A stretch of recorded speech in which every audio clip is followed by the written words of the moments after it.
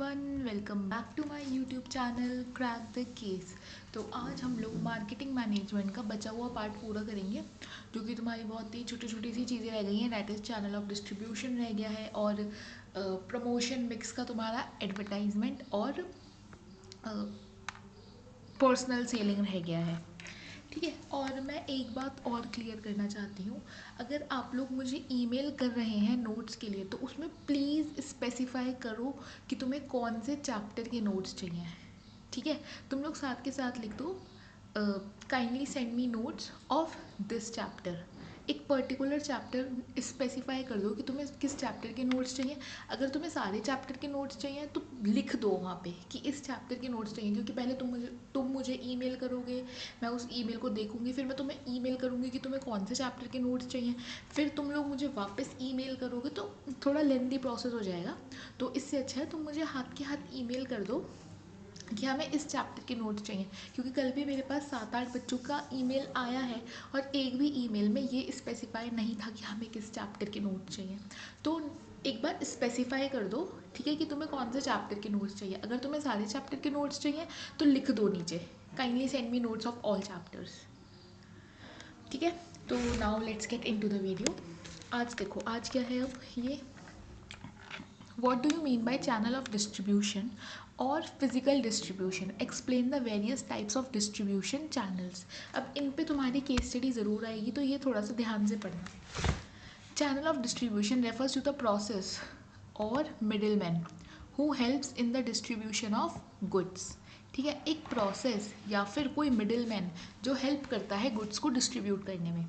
There are various channels of distribution और paths through which products reach the consumer. In the path many people and firms participate to help in reaching the goods, like agent, dealers, wholesaler, retailers etcetera. ये सब हैं like intermediaries. ठीक है, agents हो गए, dealers हो गए, wholesalers हो गए, रिटेलर्स हो गए, जो मैन्युफैक्चरर से गुड्स कंज्यूमर तक पहुंचाते हैं etcetera. A channel of distribution makes shopping easy for consumer. Consumer के लिए शॉपिंग करना ईजी कर देते हैं. And consumer can get variety of goods by visiting one retail showroom. जैसे कि जगह जगह पे क्या खुलता है, स्मार्ट पॉइंट हो गया, डी मार्ट हो गया, तो यहाँ पे कंज्यूमर को शॉपिंग करना थोड़ा सा ईजी हो जाता है उन लोगों के लिए. ठीक है, अब अगला देखो, दो टाइप के चैनल है, डायरेक्ट चैनल और indirect channel. Direct channel zero level channel, और इनडायरेक्ट चैनल में 3 पार्ट्स हैं, 1 लेवल, 2 लेवल, 3 लेवल. तो आओ ज़रा हम पढ़ते हैं कि ये डायरेक्ट और इनडायरेक्ट चैनल है क्या. देखो, डायरेक्ट चैनल और ज़ीरो लेवल चैनल क्या है, वहाँ पे कंफ्यूज मत होना. अगर ऑप्शन में भी उसने दिया होगा डायरेक्ट चैनल दिया हो चाहे ज़ीरो लेवल चैनल दिया हो, मतलब वो एक ही चीज़ की बात कर रहा है. ठीक है, when goods are sold directly to the consumer by the manufacturer, then it is called direct channel. जब गुड्स मैन्युफैक्चरर बना रहा है और सीधा गुड्स बेच रहा है कंज्यूमर को, तो उसे क्या कहेंगे हम, डायरेक्ट या फिर ज़ीरो लेवल चैनल, मतलब बीच में कोई और इन्वॉल्व नहीं है. ठीक है, जब गुड्स सीधा मैन्युफैक्चर होकर सीधा कंज्यूमर तक पहुंच रहे हैं तो उसे डायरेक्ट चैनल कहेंगे. For example Bata, eureka, Forbes etcetera. अच्छा, फोर्ब्स मैगजीन की बात चल रही है यहाँ पे, कि वो लोग सीधा मैगजीन्स बनाते हैं और कंज्यूमर तक पहुँचा देते हैं. या फिर बाटा चप्पलें बनाता है, मैन्युफैक्चरर से ख़रीदता है और सीधा कंज्यूमर्स तक पहुँचा देता है. ठीक है, अब अगला देखो, मेथड्स ऑफ डायरेक्ट चैनल क्या है. Selling goods through own retail outlets. Suppose करो मैं ही हूँ, ठीक है, मैं कोई शोरूम खोल के बैठी हूँ, मेरे पास सीधा मैन्युफैक्चरर से गुड्स आ रहे हैं और मैं उन्हें बेच रही हूँ तुम्हारे पास. ठीक है, अगला देखो, सेलिंग थ्रू ऑन सेल्समैन, कि मैंने ही कुछ सेल्समैन को हायर कर लिया कि तुम जाके मेरे गुड्स बेचोगे. ठीक है, इंटरनेट सेलिंग, ऑनलाइन खोल दिया मैंने, टेली शॉपिंग, फ़ोन पे शॉपिंग चल रही है. तो ये सब है मेथड्स ऑफ डायरेक्ट सेलिंग. ठीक है, इसमें क्या होता है, मैन्युफैक्चरर से गुड्स सीधा कंज्यूमर तक पहुंचते हैं, बीच में कोई मिडिल मैन नहीं होता, कुछ नहीं होता.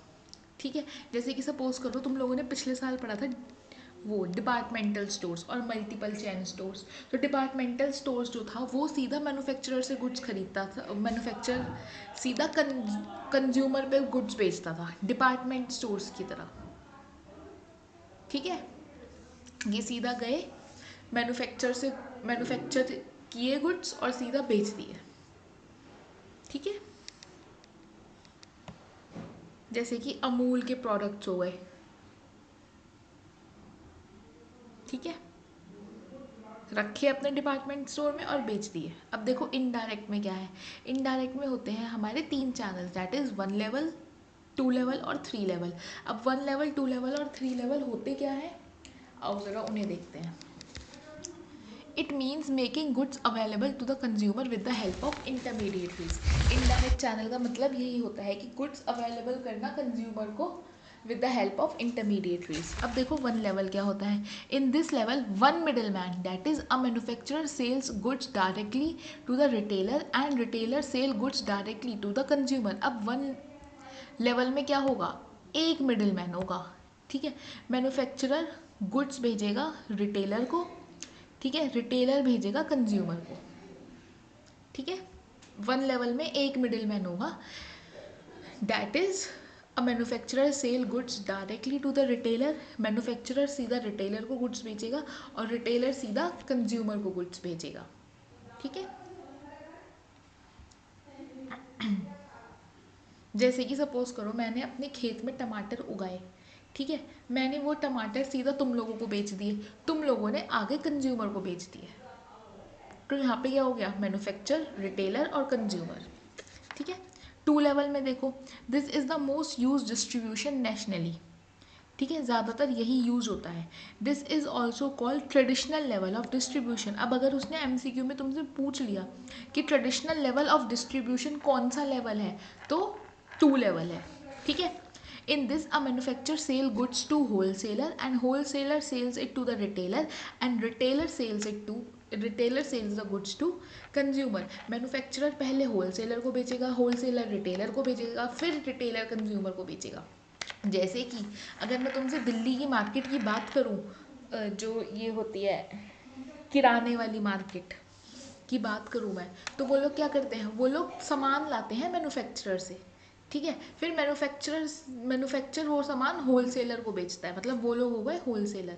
फिर होलसेलर वही सामान बेचता है रिटेलर को, और रिटेलर खरीद के लाता है वो सामान दिल्ली से और बेचता है अपनी शॉप्स पे.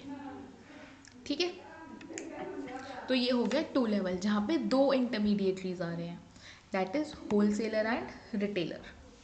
ठीक है, मैन्युफैक्चरर से माल आया होलसेलर के पास, होलसेलर के पास आया रिटेलर के पास, रिटेलर से माल आया कंज्यूमर तक के पास. ठीक है, generally consumer goods are sold by the channel, by this channel, example sugar, juice etcetera. ठीक है, अगला देखो 3 level. In this channel services of agents, wholesalers and retailers are used. ठीक है, अब यहाँ पे एजेंट भी आ जाएगा.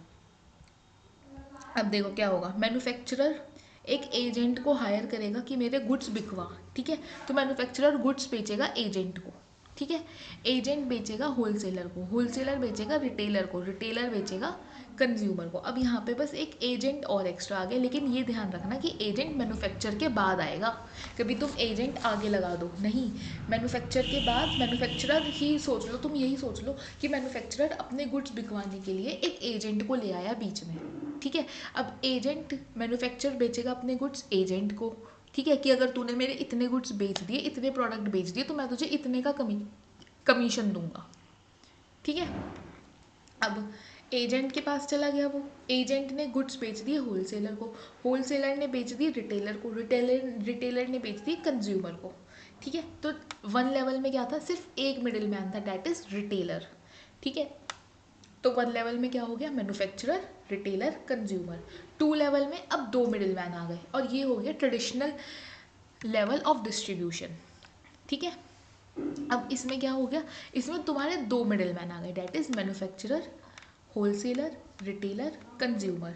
ठीक है, अब 3 लेवल में तुम्हारे 3 मिडिल मैन आ गए, वो कौन से हो गए, manufacturer, agent, wholesaler, retailer, consumer.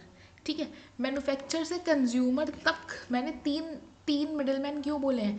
Manufacture से गुड्स कंज्यूमर तक जाने में 3 लोगों के बीच में जा रहा है पहले, ठीक है। मैन्युफैक्चर से जा रहा है एजेंट के पास, एजेंट से होलसेलर, होलसेलर से रिटेलर और रिटेलर से कंज्यूमर, ठीक है। ये तो तुम्हें याद हो ही जाएगा, ये तो बहुत आसान है।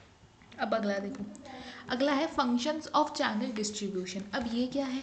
Sorting and grading. Sorting and grading मतलब जैसे कि सपोज करो मैंने कोई सामान बनाया, कुछ सामान तो बहुत अच्छा बन गया, कुछ सामान मीडियम लेवल का बना, मतलब कुछ सामान तो मेरा बन गया ऐसे 1000 रुपये किलो बिकने वाला, ठीक है। कुछ सामान मेरा ऐसे बन गया 700 रुपये बिकने वाला, और कुछ सामान मेरा बन गया 300 रुपये बिकने वाला। तो अब क्या करा मैंने इनकी अलग अलग ग्रेड बना दी। मैंने 1000 वाला माल अलग कर दिया, 700 रुपये वाला माल अलग कर दिया, और 300 रुपये वाला माल अलग कर दिया, ठीक है। तो इसे ही कहेंगे हम सॉर्टिंग एंड ग्रेडिंग। अब एक बार देखो इन्होंने क्या लिखा हुआ है, middleman purchase goods from various manufacturer and sort them out into different categories according to the quality. अब यहाँ पे मैंने बनाने की बात करी थी, तुम सपोज कर लो मैंने खरीदे गुड्स, ठीक है। एक है 1000 रुपये किलो वाला, क्वांटिटी के ऊपर मैंने सपोज करो मैंने टोटल 100 किलो माल खरीदा, ठीक है, जिसमें से मेरा कुछ 50% तो मेरा निकल गया 1000 रुपये किलो वाला, 25% मेरा निकल गया 700 रुपये किलो वाला, और बाकी का 25% मेरा निकल गया 300 रुपये किलो वाला। तो अब मैंने इसे क्या करा, मैंने इसे इनकी क्वालिटी के ऊपर अलग अलग बांट लिया, ठीक है।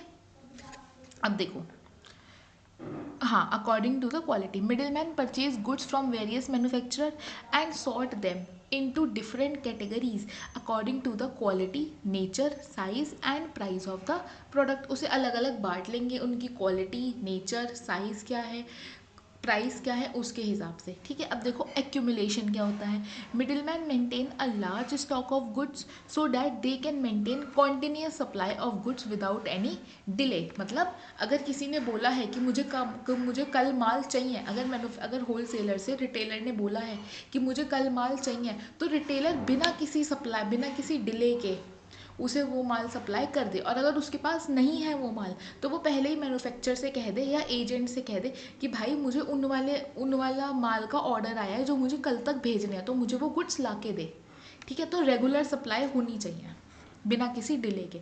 असॉर्टिंग, अब असॉर्टिंग क्या होता है, middle man maintain the variety of goods, they procure goods from various manufacture and assemble them at one place so that the consumer can fulfil all the requirements at one place only, ठीक है। अब जैसे कि suppose करो मेरी एक दुकान है, मेरी दुकान में आटा भी मिलता है, दाल भी मिलती है, चावल भी मिलते हैं, और सोप्स भी मिलते हैं, डिटर्जेंट भी मिलता है, टूथपेस्ट भी मिलता है, सब कुछ मिलता है। तो मैं अलग अलग लोगों से, अलग अलग मैन्युफैक्चर से या अलग अलग होलसेलर्स से मैं सामान लेकर आई और मैंने अपनी एक दुकान पे रख लिया। तो कस्टमर आया, कस्टमर ने कहा मुझे टूथपेस्ट दे दो, ठीक है। दूसरा कस्टमर आया, उसने कहा मुझे बिस्किट्स दे दो, मुझे बिस्किट दे दो, ठीक है, दे दिए। दाल दे दो, दे दी। चावल दे दो, दे दी। चीनी दे दो, दे दी, ठीक है। तो कस्टमर को एक ही जगह से सारा का सारा सामान मिल जाए। या फिर अगर तुम डिपार्टमेंटल स्टोर्स में जाओ तो वहाँ पे जैसे कि स्मार्ट पॉइंट हो गया या डी मार्ट हो गया, वहाँ पे तुम्हें एक ही रूफ के अंडर में सब तरीके का सामान मिल जाएगा, ठीक है। अगला देखो packing. Generally, middlemen buy goods in bulk quantity and after that they prepare small and marketable lots. Next, after the grading of cashew, the small lots are prepared in the packaging of 1 kg, 500 grams और 250 grams। जैसे कि अभी मैंने तुम्हें बताया था कि मैंने 100 किलो कुछ माल खरीद लिया, जिसमें से मैंने उन्हें अलग अलग वेराइटी में बांट लिया, ठीक है। 1000 रुपये का अलग कर लिया, 700 रुपये का अलग कर दिया, 300 रुपये का अलग कर दिया। अब मैं उसी माल को पैकेट्स में बना दूंगी कि मेरी डिमांड किस चीज़ की है। जैसे कि सपोज करो मेरे मार्केट में डिमांड है 250 ग्राम के काजू के पैकेट की, ठीक है। तो अब मैं उस माल को, मेरा जो 50% माल था 1000 रुपये किलो वाला, मैं उसे क्या करूँगी, मैं उसके 250 ग्राम के पैकेट्स बना के रख लूँगी ताकि मेरे आसानी से बिक जाएँ वो पैकेट्स, ठीक है। तो ये आ गया हमारा पैकेजिंग में कि जिस चीज़ की डिमांड है उस हिसाब से तुमने अपनी पैकेजिंग बना ली। अगला देखो फिजिकल डिस्ट्रीब्यूशन मिक्स। अब ये क्या होता है, covers all the activities required to physically move of goods from manufacturer to the consumer, ठीक है, किस वे में, किस तरीके से गुड्स जा रहा है मैन्युफैक्चर से कस्टमर तक या कंज्यूमर तक, ठीक है। Order processing, accurate and speedy order processing leads the profit and goodwill and vice versa. अगर जैसे कि सपोज करो हम नायका से कुछ मंगा रहे हैं, ठीक है, लड़कियां रिलेट कर पाएंगी, या फिर लड़कों के लिए तुम लोग अमेजोन से कुछ मंगा रहे हो, तो तुम्हारा ऑर्डर प्रोसेस होने में कितनी देर लग रही है, ये भी तुम्हारी गुडविल पर डिपेंड कर, ये इससे भी तुम्हारी गुडविल बढ़ेगी, ठीक है। तुमने जोमेटो से कुछ ऑर्डर करा, वो प्रोसेस होने में लगा रहा है 10 मिनट, 15 मिनट, 20 मिनट, वहीं तुमने कहीं और से ऑर्डर करा, ठीक है, तो वो 20-30 सेकेंड में तुम्हारा ऑर्डर प्रोसेस हो गया, ठीक है। या फिर क्या कहते हैं उसे, या फिर सपोज करो तुम्हें उसने बोला कि मैं 2 दिन में तुम्हारे गुड्स डिलीवर कर दूंगा, ठीक है। तो अब क्या लग रहा है, अब वो तुम्हें 2 दिन बाद वो तुम्हें बोल रहा है डिलेड इन डिलीवरी, तो तुम्हें क्या आएगा, तुम्हें गुस्सा आएगा, तुम कहोगे यार ये कैसा मैन्युफैक्चरर है, ये तो मेरे गुड्स ही नहीं भेज रहा है। तुम्हें मैंने कहा था कि 2 दिन बाद मुझे एक इंसान को माल देना है, तो 2 दिन में मुझे ये गुड्स पहुंचा दें यहाँ तक। उसने कहा कि भाई साहब टेम्पो नहीं मिला, ये हो गया, वो हो गया, फलाना हो गया, तो क्या तुम दोबारा उससे माल लोगे? नहीं लोगे। अगर तुम्हारी माल की डिलीवरी अच्छी है, तुम्हारा ऑर्डर जल्दी प्रोसेस हो रहा है, तो तुम लोग माल लोगे उस इंसान से, ठीक है। और उसकी भी, अगर वो जल्दी डिलीवर करेगा तो उसकी भी रेपुटेशन बनी रहेगी। जैसे मेरे माइंड में एक मिंत्रा की रेपुटेशन है, ठीक है। अगर मैंने मिंत्रा से कुछ भी ऑर्डर करा और उसमें एक डेट मेरे को पर्टिकुलर दी गई है कि आपका ऑर्डर सपोज करो 15 फरवरी को आएगा, तो नहीं, वो ऑर्डर हमेशा मेरा 1 या 2 दिन पहले मेरे हाथ में आ जाता है, ठीक है। तो मेरे माइंड में एक मिंत्रा की गुडविल बनी हुई है कि हाँ, अगर मैं मिंत्रा से ऑर्डर करूँगी तो मुझे 1-2 दिन पहले ऑर्डर मिल जाएगा मेरा, ठीक है। तो ये भी एक फैक्टर होता है। अगला transportation, add value of the goods by moving them at a place where they are required. जहाँ पे गुड्स रिक्वायर हैं, जैसे कि सपोज करो मुझे उत्तर प्रदेश से गुड्स पंजाब भेजने हैं, ठीक है, तो अब तो पंजाब में कैसे भेजूंगी, साइकिल पे तो लेके नहीं जाऊंगी, स्कूटी पे तो लेके नहीं जाऊंगी, ऑब्वियसली मुझे एक बड़ा ट्रांसपोर्ट लगेगा लेके जाने के लिए, ठीक है। तो वही उसे ही बोलते हैं हम ट्रांसपोर्टेशन। अगला inventory control, additional demand can be meet in less time, the need of inventory will also be low. ज़रूरी नहीं है कि अगर आज तुमने 100 किलो काजू बेच लिए तो तुम रोज़ ही 100 किलो काजू बेचोगे, नहीं, ठीक है। जैसे जैसे तुम्हारे पास डिमांड आ रही है कंज्यूमर्स की और तुम्हें पता है कि तुम्हारा 2 दिन में या 1 दिन में माल आ जाएगा, तो उस हिसाब से ही अपना स्टॉक रखो। क्योंकि अगर तुम ज़्यादा स्टॉक भी रखोगे ना, फ्लड आ गया या वॉर लाइक सिचुएशन आ गई, तुम्हारे वो जो सामान है ना, वो तुम्हारा रखा रखा सड़ जाएगा, स्टॉक खत्म हो जाएगा, तुम्हारा सड़ जाएगा, खराब हो जाएगा स्टॉक। तो अपनी डिमांड के हिसाब से स्टॉक रखो, ठीक है। Warehousing, need arises to fulfil the gap between the time of the product is produced and the time it is required for consumption. ज़रूरी नहीं है कि अगर तुमने 100 किलो आलू आज उगा लिए तो वो 100 किलो आलू तुम्हारे 10 दिन में या 1 महीने में बिक जाएंगे, नहीं, उन्हें वेयर हाउस में रखा जाएगा ताकि जब उन आलूओं की डिमांड आएगी तो उन आलू को तब बेच पाओ, ठीक है। अगला देखो, factors determining choice of channel of distribution. अब कौन से फैक्टर्स होते हैं यहाँ पे हमारे, वो देख लेते हैं। Choice of appropriate channel of distribution is very important marketing decision which affect the performance of an organisation. तुम कौन सा फैक्टर चॉइस कर रहे हो, चूज़ कर रहे हो, ये भी तुम्हारे बिजनेस पे, तुम्हारी ऑर्गेनाइजेशन पे बहुत इफेक्ट डालता है, ठीक है।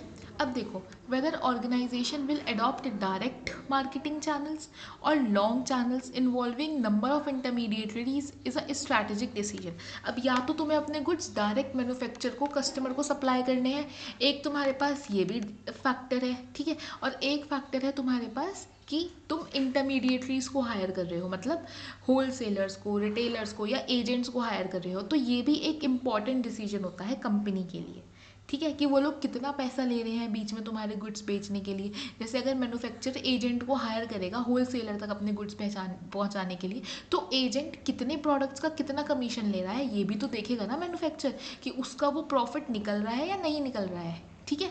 अब देखो, factors determining choice of channel of organisation. अब ये क्या है, market related factor, size of the market, number of customer, more intermediaries. अगर तुम्हारे कस्टमर ज़्यादा है तो तुम्हें ज़्यादा इंटरमीडिएटरीज की ज़रूरत पड़ेगी, ठीक है। Geographical consideration, concentrate buyers, direct selling, spread of customers, more intermediaries, ठीक है। अगर तुम्हें लगता है कंसंट्रेटेड बायर्स, अगर तुम्हें लगता है कि हाँ ये 20-25 कस्टमर्स मेरे ही हैं, मैन्युफैक्चर को अगर लगता है कि हाँ ये 20-25 कस्टमर्स मेरे ही हैं, तो वो क्या कर सकता है, डायरेक्ट सेलिंग, ठीक है। अगर स्प्रेडेड कस्टमर्स है, मतलब उसे नहीं पता कौन कब आके क्या ऑर्डर लिखवा दे, तो इंटरमीडिएटरीज की तरफ जा सकता है, ठीक है। साइज और order, that is quantity purchase, less, more intermediaries, more direct selling. अगर उससे ज़्यादा क्वांटिटी कोई परचेज करेगा तो वो क्यों होल सेलर को या रिटेलर को पैसे कमाने देगा, ठीक है, फिर तो वो डायरेक्ट सेलिंग करेगा। और अगर उसे लगता है कि हाँ साइज़ छोटा है, मतलब ऑर्डर्स कम आ रहे हैं, तो इंटरमीडिएटरीज की तरफ भी जा सकता है कि भाई बिकवा दे। अगला देखो प्रोडक्ट, ये था मार्केट रिलेटेड फैक्टर्स, ठीक है। अगला देखो प्रोडक्ट रिलेटेड फैक्टर्स। अब ये क्या है, nature of product, technical, made to order, direct selling. अगर उसे लग रहा है कि थोड़ा सा उसका प्रोडक्ट बनाना टेक्निकल है या फिर टेक्नोलॉजी ज़्यादा इन्वॉल्व है, तो फिर वो जाएगा डायरेक्ट सेलिंग की तरह। पर perishability, perishable, direct short channels, non perishable long channels. एक मिनट रुकना बस प्लीज़।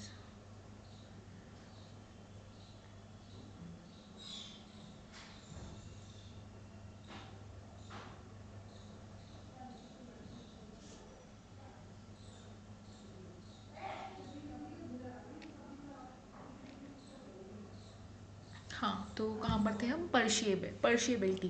पर्शिएबिलिटी मतलब जल्दी डैमेज होने वाला, ठीक है। अगर पर्शिएबल है तो डायरेक्ट सीधा बेच दे, आए गुड्स और बेच दिए। जैसे कि टमाटर हैं, टमाटर उगे, उसे लगा कि भाई 5-6 दिन में गल जाएंगे, तो उसने बेच दिए। नॉन पर्शिएबल, लॉन्ग चैनल्स, ठीक है। अगर नॉन पर्शिएबल, जैसे कि सपोज करो दालें हो गई, ग्रेन्स हो गई या चावल हो गए, उसे लगता है कि हाँ ये जल्दी ख़राब होने वाली चीज़ नहीं है, तो इसमें उसने क्या करा, इंटरमीडिएटरीज की साइड चला गया।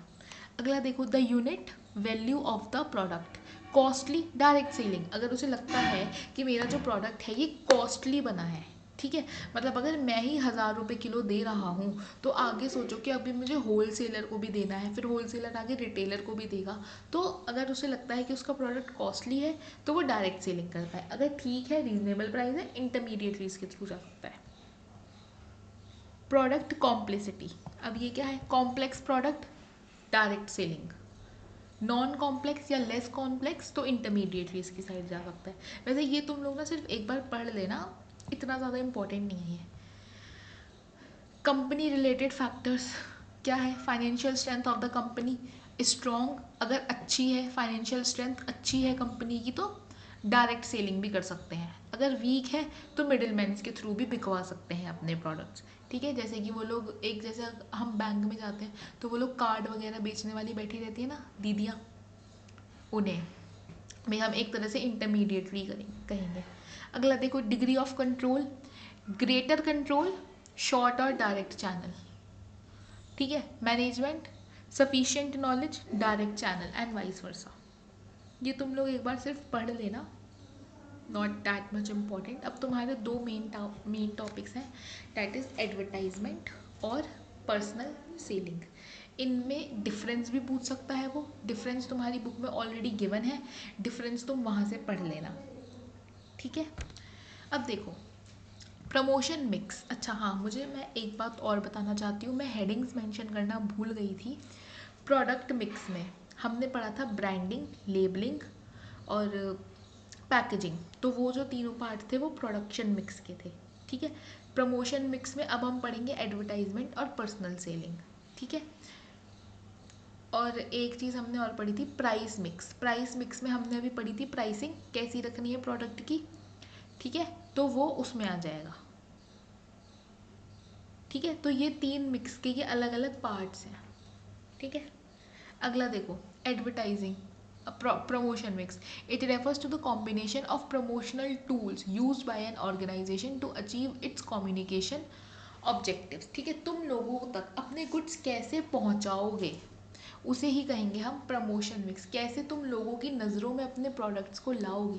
जैसे कि मैंने कहीं पर पढ़ा था या सुना था कि एक कंपनी थी, उसे अपने चिप्स के पैकेट्स बेचने थे, तो उसने क्या करा, जगह जगह पे जहाँ पे लगता है कि लोग आते हैं, वहाँ पे उसने डस्टबिन में अपने चिप्स के खुद ही पैकेट फाड़ के फेंकने शुरू कर दिए, ताकि लोगों को ताकि लोग अट्रैक्ट हों कि यार ये कौन सा चिप्स है, मतलब बड़े रैपर्स देख रहा हूँ मैं इसके, क्या कौन सा चिप्स है ये, ट्राई करना चाहिए हमें ये चिप्स। तो ये भी एक तरीके की एडवर्टाइजिंग ही है, ठीक है। अब देखो एडवर्टाइजिंग होती क्या है, the most use tool of promotion, सबसे ज़्यादा इसे ही यूज़ करते हैं लोग। An impersonal form of communication paid by marketers sponsors to promote goods और सर्विसेज। हम स्पॉन्सर्स को देते हैं, जैसे कि सपोज कर, जैसे कि देखो तुमने कभी ध्यान दिया होगा आईपीएल की जो उनकी प्लेयर्स की ड्रेस होती है उस पर उनके स्पॉन्सर्स लिखे रहते हैं, जैसे कि आरसीबी पे किंगफिशर लिखा हो गया, या फिर कुछ पे बैंक के बारे में एचडीएफसी बैंक आ गया। तो ये सब क्या होते हैं, ये स्पॉन्सर्स होते हैं जिन्हें तुम पैसे देते हो अपना प्रोडक्ट एडवर्टीज करने के लिए, ठीक है। Common mediums newspaper, magazine, television and radio. Newspaper के थ्रू एडवर्टाइजमेंट कर सकते हो, मैगजीन्स के थ्रू एडवर्टाइजमेंट कर सकते हो, टेलीविजन्स के थ्रू एडवर्टाइजमेंट कर सकते हो, रेडियो का तो खैर अब बहुत कम ज़माना है, लेकिन रेडियो के थ्रू भी एडवर्टाइजमेंट कर सकते हो अगर तुम्हारा बजट बहुत कम है तो। अब देखो रोल और इम्पोर्टेंस ऑफ एडवर्टाइजिंग। अब ये क्या होता है, enhancing customer satisfaction and confidence. तुम्हारे कस्टमर का सेटिस्फेक्शन, कॉन्फिडेंस, जैसे कि उसे लगेगा कि हाँ मैंने अच्छी चीज़ खरीदी है, इसकी तो मैं बहुत ज़्यादा एडवर्टाइजमेंट देख रहा हूँ। Helping in increase the demand for existing products, जो तुम्हारे ऑलरेडी प्रोडक्ट हैं उनकी डिमांड बढ़ाने में भी एडवर्टाइजिंग तुम्हारी हेल्प करती है। Helpful in increasing the market area बढ़ाने में तुम्हारी हेल्प करती है, तुम एक वाइड वेराइटी ऑफ कस्टमर्स के पास जा सकते हो, वाइड रेंज ऑफ कस्टमर्स के पास जा सकते हो। Helpful in generating more employment. अब तुम्हारी अगर ऑर्गेनाइजेशन, तुम्हारी कंपनी या तुम्हारा फर्म ग्रो करेगा तो ऑब्वियसली तुम्हें ज़्यादा लोगों की ज़रूरत पड़ेगी, ज़्यादा लोगों के लिए तुम्हें एम्प्लॉयमेंट जनरेट करना पड़ेगा। Help in the economic development of the country में अगर तुम ज़्यादा पैसे कमाओगे तो ऑब्वियसली तुम लोग ज़्यादा टैक्स दोगे, तो इकोनॉमिक डेवलपमेंट ऑफ कंट्री में हेल्प करेगी। नॉलेज ऑफ वेरियस प्रोडक्ट्स, तुम्हें नए नए प्रोडक्ट्स की नॉलेज होगी। तुम कोई नया प्रोडक्ट लेकर आए, ठीक है, तुमने कोई नया प्रोडक्ट लॉन्च करा, तो अब तुम्हें पता चलेगा कि हाँ अच्छा इसके ये बेनिफिट्स हैं, अच्छा इसके ये साइड इफ़ेक्ट्स हैं, ये सब चीज़ें। No fear of exploitation, advertisement में कोई फियर नहीं है एक्सप्लॉयटेशन का, ठीक है। अब अगला आ जाओ, लास्ट टॉपिक तुम्हारी पर्सनल सेलिंग। इसके दो टॉपिक और हैं, दैट इज सेल्स प्रमोशन और वो पब्लिसिटी, ठीक है। एक बार उन्हें थोड़ा थोड़ा पढ़ लेना, जब तुम लोग मेरे से नोट्स मांगोगे तो मैं तुम्हें वो नोट्स में लिख के दे दूँगी, मतलब मुझे नहीं लगता वो मुझे समझाने की ज़रूरत है, ठीक है। नोट्स में मैं वो दो टॉपिक ऐड कर दूँगी, और जब भी तुम लोग मेरे से नोट्स मांगोगे तो उन नोट्स में तुम्हें वो दो टॉपिक मिलेंगे, प्लस बोनस बोनस भी मिलेगा तुम्हें कि इस चैप्टर में से किस टाइप के क्वेश्चंस तुमसे पूछ सकते हैं। 1 मार्क्स के कौन से क्वेश्चंस पूछ सकते हैं, 2 मार्क्स के कैसे कैसे क्वेश्चंस पूछ सकते हैं, 5 मार्क्स के कैसे कैसे क्वेश्चंस पूछ सकते हैं। तो ये भी तुम्हें बोनस मिलेगा अगर तुम मेरे से नोट्स मांगोगे तो, ठीक है। यहाँ पे मैं तुम लोगों को पीडीएफ अटैच करके नहीं दे सकती, इसीलिए मैं बोल रही हूँ अगर नोट्स चाहिए तो मुझे तुम लोग मेल करो, मैं तुम्हें नोट्स भेजूँगी, और नोट्स में तुम्हें बोनस भी मिलेंगे। ऐसा नहीं है कि सिर्फ नोट्स पर जो यहाँ पढ़ा रही हूँ वो भी वहीं मिल रहा है, वहाँ पे तुम लोगों को बोनस भी मिल रहा है, ठीक है, जिसको हम बोल सकते हैं brownie on cake, cherry on cake, sorry not brownie on cake, sorry. अब आ जाओ पर्सनल सेलिंग क्या होता है। पर्सनल सेलिंग और salesmanship is the oldest and most popular method of selling goods, ठीक है। It means face to face oral communication between buyers and sellers, ठीक है, जब एक फेस टू फेस कम्युनिकेशन होता है बायर और सेलर का, it is the act of influencing prospective customers, अपने कस्टमर्स को इन्फ्लुएंस करना, इसे ही कहते हैं हम पर्सनल सेलिंग। अब देखो फीचर्स क्या है इसके, पर्सनल इंटरेक्शन, तुम अपने कस्टमर से फेस टू फेस इंटरेक्ट कर पा रहे हो, तो तुम्हें उसके फेशियल एक्सप्रेशन से पता चल जाएगा ये क्या सोच रहा है, ठीक है। In personal selling the buyers and sellers have face to face interaction, ठीक है।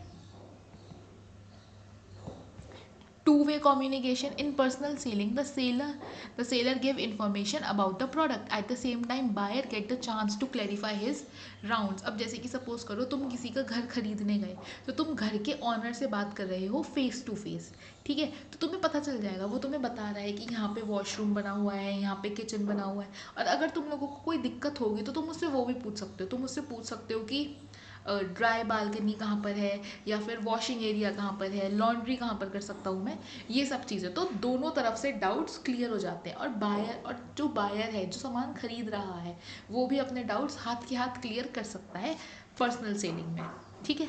Better response, when seller is personally explain the utilities of product to the customer, then customer take more attention and listen to the seller carefully, ठीक है। अगर वो उसे बता रहा है कि यहाँ पर ये चीज़ बनी हुई है, यहाँ पर ये चीज़ बनी हुई है, तो वो ना थोड़ा सा रिस्पॉन्सिव होके चीज़ों को सुनेगा, उसकी बातों पे ध्यान देगा। जैसे फ़ोन पे अगर हम करते हैं ना, तो हम इधर उधर कहीं पे डिस्ट्रैक्ट हो जाते हैं या जोन आउट हो जाते हैं, मैं तो जोन आउट हो जाती हूँ, ठीक है। तो वो क्या करेगा, वो अटेंटिवली चीज़ों को सुनेगा, ठीक है। अगला देखो, relationship, when the seller and buyer come together, this may improve relationship between the customer and seller. Sales person normally make friendly relation with the customers, जो ये दुकानों वगैरह पे माल बेचते हैं, ये अपने कस्टमर्स से थोड़ा सा फ्रेंडली रिलेशनशिप मेंटेन करते हैं, ठीक है। Better convincing, personal selling is the most effective form of promotion, because with this the salesperson can convince the buyer for demonstrating the use of product। तुम आराम से कन्विंस कर सकते हो सामने वाले को चीज़ें खरीदने के लिए, ठीक है। तो इसे ही कहेंगे हम पर्सनल सेलिंग। अब मैं एक बार तुम लोगों के लिए दोबारा से रिपीट कर देती हूँ, अगर इसमें तुम्हारे 2 टॉपिक रह गए हैं, that is sales promotion and publicity, जो मैं नोट्स में ऐड कर दूँगी, तो जब तुम लोग मेरे से ईमेल के थ्रू नोट्स मांगोगे तो उसमें तुम्हारी ये दोनों टॉपिक्स ऐड होकर आएंगे, ठीक है। और मैं तुम लोगों को क्वेश्चंस भी दूंगी उसमें, कि मैं तुम लोगों को क्वेश्चंस भी दूंगी कि क्या बोलते हैं उसे, कि कैसे कैसे किस किस तरीके से इस पेपर में से क्वेश्चंस पूछ सकते हैं, ठीक है। जैसे कि 1 मार्क में कैसे क्वेश्चन पूछ सकते हैं, 3 मार्क्स में कैसे क्वेश्चन पूछ सकते हैं, तो मैं तुम्हें ये सब चीज़ें भी इन्हीं नोट्स में नीचे अटैच करके दे दूँगी, ठीक है। लेकिन उसके लिए तुम्हें मेरे से ईमेल पर मांगना होगा, क्योंकि मैं यहाँ पे PDF अटैच नहीं कर सकती, ठीक है। उसके लिए तुम्हें मेरे को मेल करनी पड़ेगी, और हाँ, तुम लोग अगर मेरे से ईमेल के थ्रू नोट्स मांगोगे तो तुम्हें एक्स्ट्रा बेनिफिट्स भी मिलेंगे। और जैसे कि मैंने बताया स्टार्टिंग में कि तुम लोगों को नोट्स चाहिए, किस चैप्टर के नोट्स चाहिए, ये प्लीज़ हाथों हाथ स्पेसिफाई कर दो, ठीक है। और पढ़ो, अच्छे से पढ़ो, आराम से पढ़ो। So that is it for this session. अगले सेशन में मिलते हैं, और अगला सेशन होगा कस्टमर प्रोटेक्शन का, कंज्यूमर प्रोटेक्शन का, ठीक है। Okay, thank you, bye.